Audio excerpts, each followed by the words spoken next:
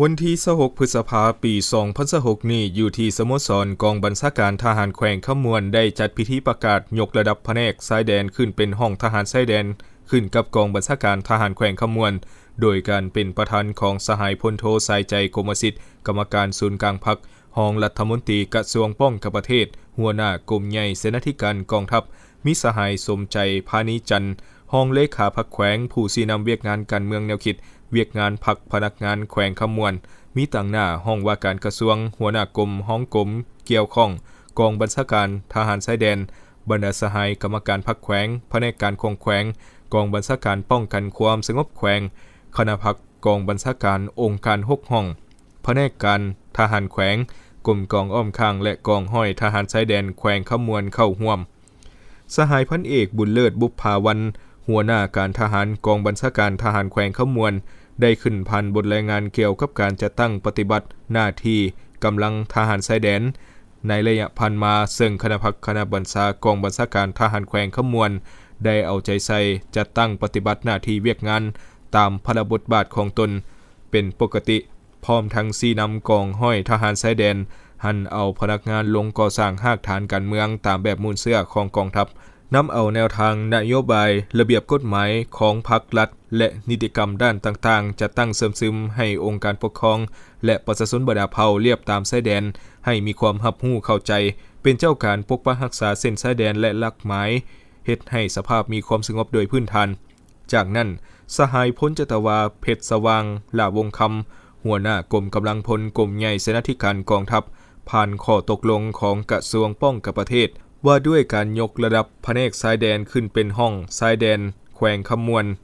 และว่าด้วยการสร้างตั้งและเคลื่อนไหวของห้องชายแดนทหารนครหลวงแขวงข้อตกลงของกรมใหญ่เสนาธิการกองทัพว่าด้วยโครงประกอบการจัดตั้งตำแหน่งงานและจำนวนพลห้องทหารชายแดนกองบัญชาการทหารนครหลวงแขวงสบปรุงโอกาสนี้สหายพันเอกอินพรสัญญสิทธิ์รักษาการหัวหน้ากรมพนักงานกรมใหญ่การเมืองกองทัพยังได้ผ่านข้อตกลงของกระทรวงป้องกันประเทศว่าด้วยการแต่งตั้งคณะห้องทหารชายแดนขึ้นกับกองบัญชาการทหารแขวงขมวนซึ่งได้ตกลงแต่งตั้งสหายพันโทดาวเพชรนอเมืองเสียเป็นหัวหน้าห้องทหารชายแดน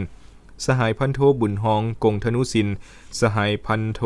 บัวสวัยจำปาพันธ์สหายพันโทวิไลวันพรหมเกษรเป็นห้องหัวหน้าห้องทหารชายแดนและผ่านข้อตกลงของกรมใหญ่การเมืองกองทัพว่าด้วยการแต่งตั้งขั้นแผนกการและพนักงานช่วยเวียกขึ้นกับห้องทหารชายแดนอย่างเป็นทางการและพร้อมกันจะตั้งปฏิบัติตามพระบทบาทของตน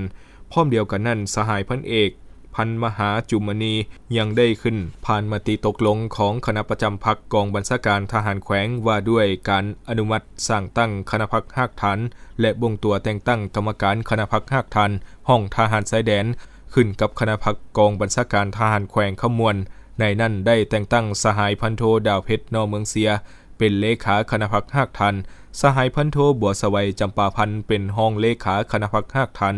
สหายพันโทบุญฮองกงธนูสินเป็นกรรมการคณะพรรคหากฐานทั้งเป็นประธานกวดกาพรรคสหายพันโทวิไลวันพรหมเกษรและสหายพันโทแสงมณีบัวสวรรค์เป็นกรรมการคณะพรรคหากฐานและแต่งตั้งอีก2สหายเป็นห้องประธานกวดกาคณะพรรคหากฐานในตอนท้ายสหายพลโทสายใจกรมสิทธิ์ได้มีความเห็นโอลมซึ่งก่อนอื่นสหายได้แสดงความย่องยอสมเสยต่อผลสำเร็จในการจัดตั้งปฏิบัติในระยะผ่านมาพร้อมทั้งได้เน้นหนักให้คณะพรรคคณะบัญชาห้องทหารชายแดนแต่ละขั้น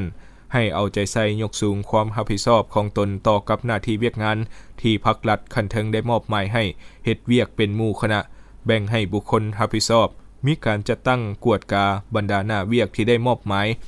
เอาใจใส่ใกล้สิติดแทศกับกรมกองท้องถิ่นไปฮอดไปถึงบรรดาจุดป้อมชายแดนป้อมยุทธศาสตร์ที่ทุรกันดารหูได้เกี่ยวกับข้อสะดวกข้อยุ่งยากของอ้ายน้องที่เฮ็ดหน้าที่และมีวิธีแก้ไขเพื่อเฮ็ดให้เขาเจ้ามีความอุ่นเอียนต่อหน้าที่เวียกงานไปเคียงคู่กับการเฮ็ดเวียกงานการเมืองนำพาแนวคิดให้พนักงานนักรบเป็นปกติเอาใจใส่ปฏิบัติข้อกำหนดกฎระเบียบของกองทัพให้เข้มงวดปรับปรุงระเบียบแบบแผนภายในกรมกองให้มีความเข้มแข็งเพิ่มทวีการกวดกาคุ้มครองป้องกันชายแดนให้มีความสงบปลอดภัย